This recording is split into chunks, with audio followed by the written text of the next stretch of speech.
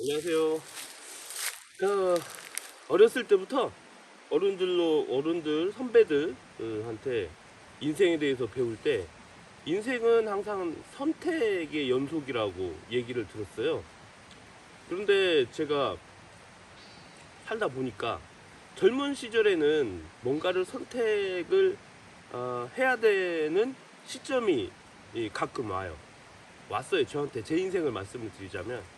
그런데 어느 순간인가 제가 25 이후였던 걸로 기억을 하는데, 제가 교대를 막 들어갔을 때, 그때 교대 1학년 2학기인 걸로 저는 기억을 하는데, 그때 이후로는 저는 인생에 있어서 어떤 갈림길이 나왔을 때, 갈림길이 나오지 않아, 거의 안 왔다고 보면 되는데, 선택이라는 걸 하지 않게 되는 시점이 와요. 정확하게는 그때부터 시작해가지고 한 30살 정도 됐을 때부터는 아예 저한테는 선택지가 보이지 않는다는 어떤 그런 생각을 했어요. 그러니까 선택이 없다라는 것은 둘 중에 하나, 셋 중에 하나를 선택을 해야 되는데 한 가지밖에 없다는 거죠. 근데 여기가 이제 제가 심어놓은 가죽나무 밭이거든요.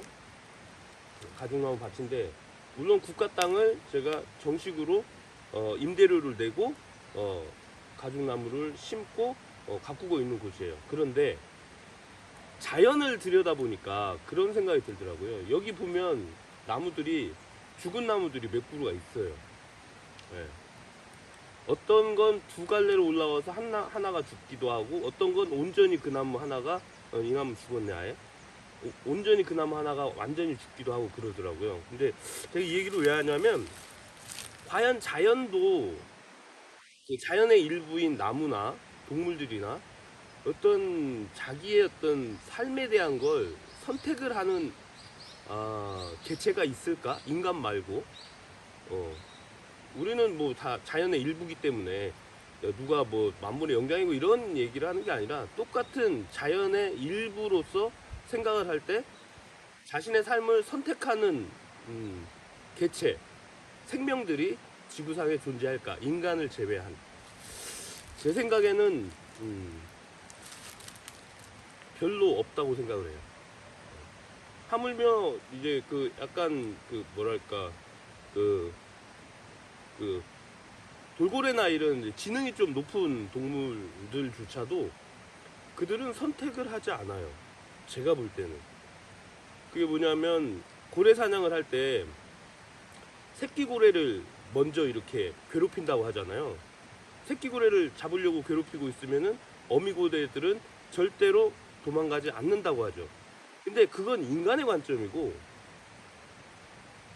도망갈 것을 선택할 것인가, 자식을 버릴 것을 선택할 것인가, 살아날 걸 버리고 살아날 것인가, 아니면은 끝까지 여기 있다가 같이 죽을 건가.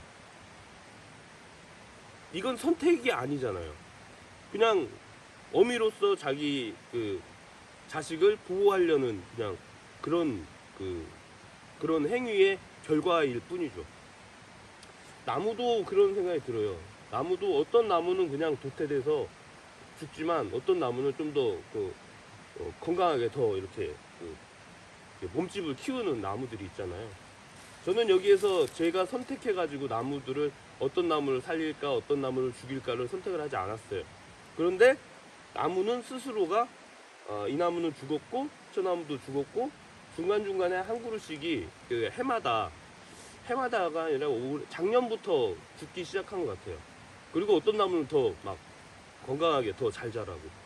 그래서 제가 오늘은 좀 시간이, 토요일이고 해서 오늘 좀 시간이 돼서 나무를 좀 관리를 좀 하려고요.